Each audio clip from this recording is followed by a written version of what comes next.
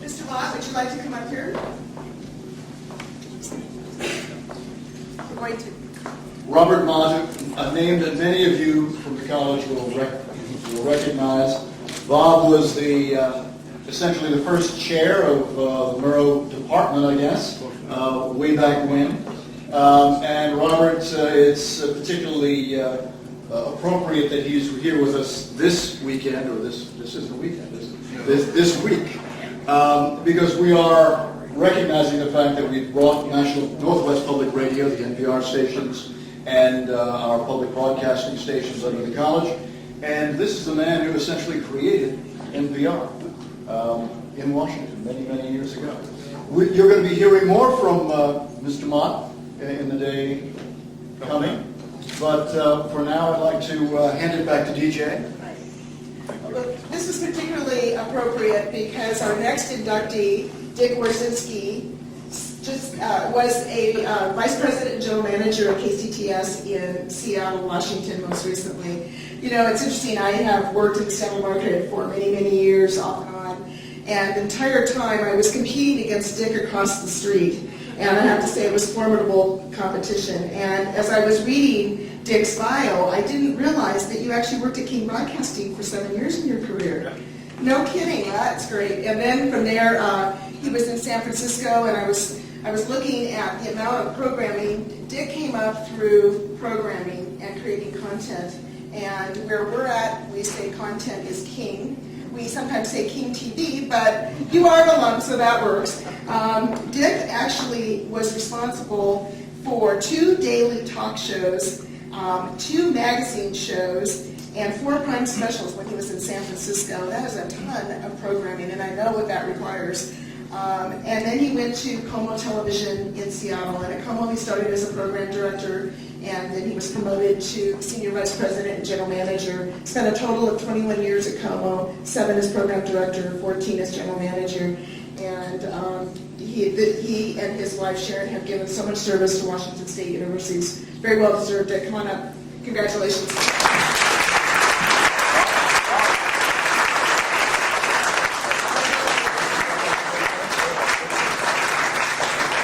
Thanks, DJ.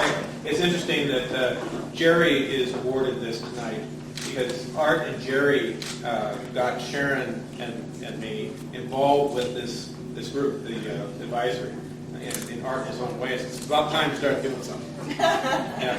And then whenever I see Art, he always says, "I like your wife a hell of a lot better than I like you." Jerry was always nice to me, but no, this is a great honor, and you know, the college is at a pivotal place to be able to take its place on the national scene. And I think with today's media, we could actually take its place on the international scene. But we're just getting started, and you know, we had a great meeting today, and I think there's great things to come. And you know, why not have it here with Mr. Mott having created NPR and having done it here in Pullman? It's incumbent on us to get the job done and take the Murrow College to the top of the heap. I'm tired of Missouri and Penn State and all those laggards. So anyway, that's enough of this. I appreciate it very much.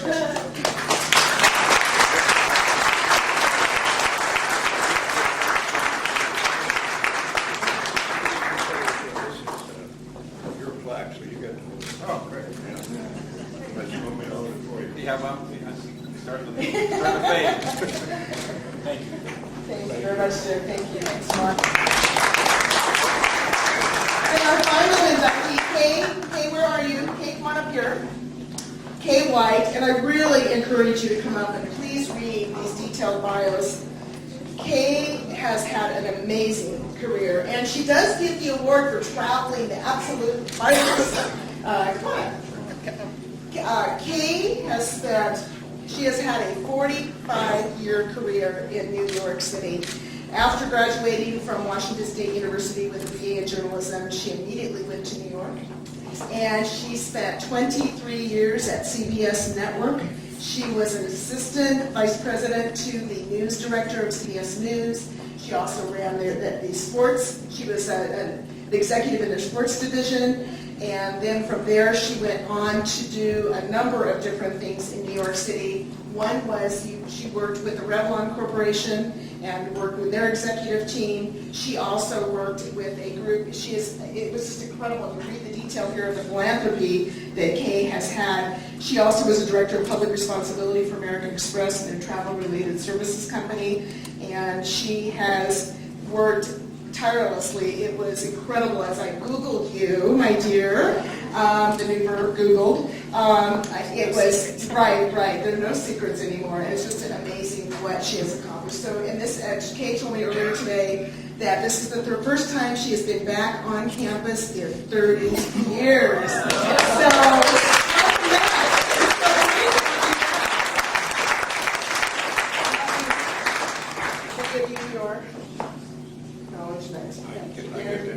how does? There you go. Congratulations. Okay. Best wishes. Thank You you. deserve this. Oh, thank you, Bob, so much. You Are you get getting over this? that.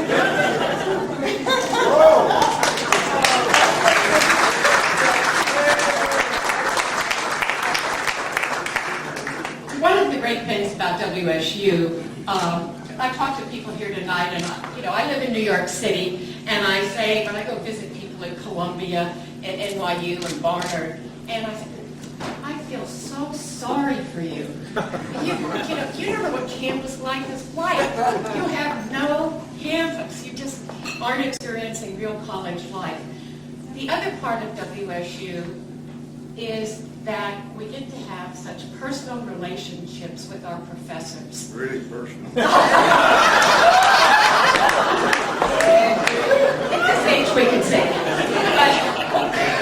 But it's something, I mean, you respect your professors, you want to learn, you want to achieve, you want to make them proud, and it really is an inspiration. I mean, you do things for yourself, but you find out later on you're really proud if you could make your professors proud.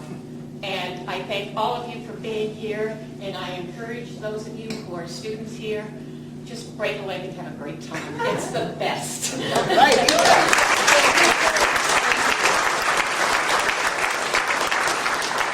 I should add, just told us when we had dinner in New York a few months ago that she ended up at CBS, but the man who brought her to CBS is someone whose name you might recognize, Edward R. Murrow.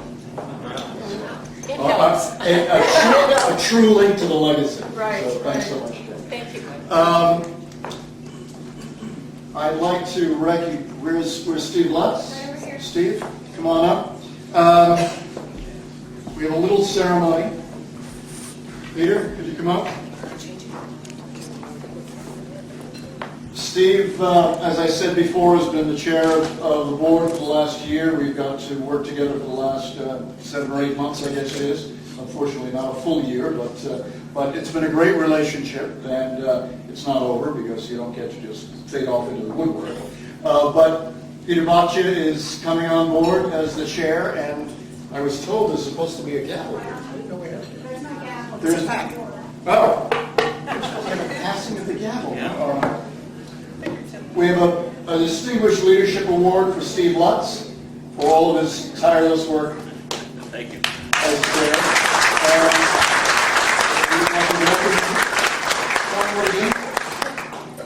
Well, he's in for a great ride. It's a wonderful college. It's a wonderful group of people. I'm stunned when I think it's been 31 years since I left this campus. But I remember a couple of things in particular. One was that to Kay's comments about the professors, I had Ed Bannister. He was spectacular, and I think single-handedly changed my life. But the other piece that I think is important that maybe is relevant to everybody in this room is that I came to WSU because of a WSU grad. And it was one of my teachers was in high school that really said, you should be at WSU, you belong at WSU. And that's I was, I had all these shorts in my PE closet that said University of Washington all over. She could tell, man, I need to be a coup. And so she switched me my junior year. And so now what I've got a son that just graduated from here. I've got a nephew that's coming over, next year. My middle son is here as well. So I think the message is that everybody in this room is critical to WSU, but also very important in contributing to the long-term success of the College of Communications. And I agree completely with what Dick said, is that we're on the threshold. And, Ed Bannister, 31 years ago, talked about the college or the school of communications sort of being the stepchild to other colleges that we were subservient to. And it's not that way anymore. And the opportunity is now, and the opportunity is ours. And I think it's just a very exciting time. I'm grateful to have had the opportunity to have a leadership position with the Professional Advisory Board. So thank you very much, and congratulations to Peter, very well qualified, and I think the time for missing me is probably over now that he's here. So.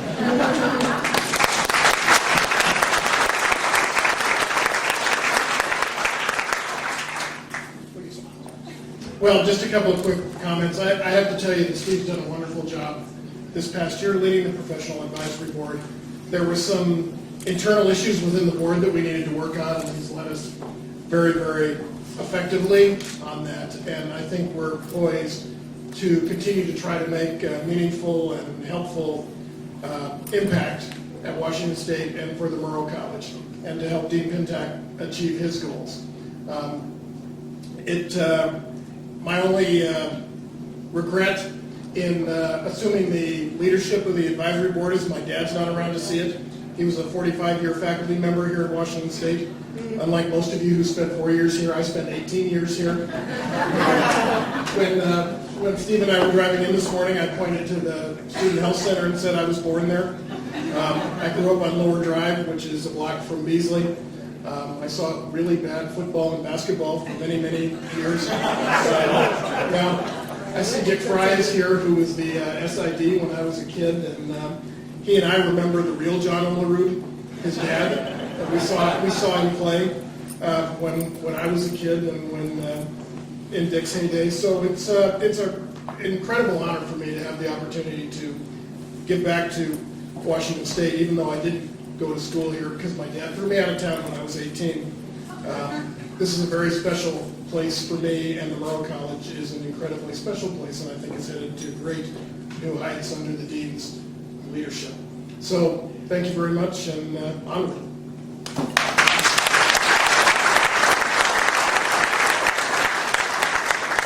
End of speech or fine. I'm just ordered to tell you that there is a photo area down at the end, and the little card I was handed literally says, so please invite people to pair up. I'm not sure that that means for photographs, for the evening, what happens in Pullman stays in Pullman. So see you all tomorrow.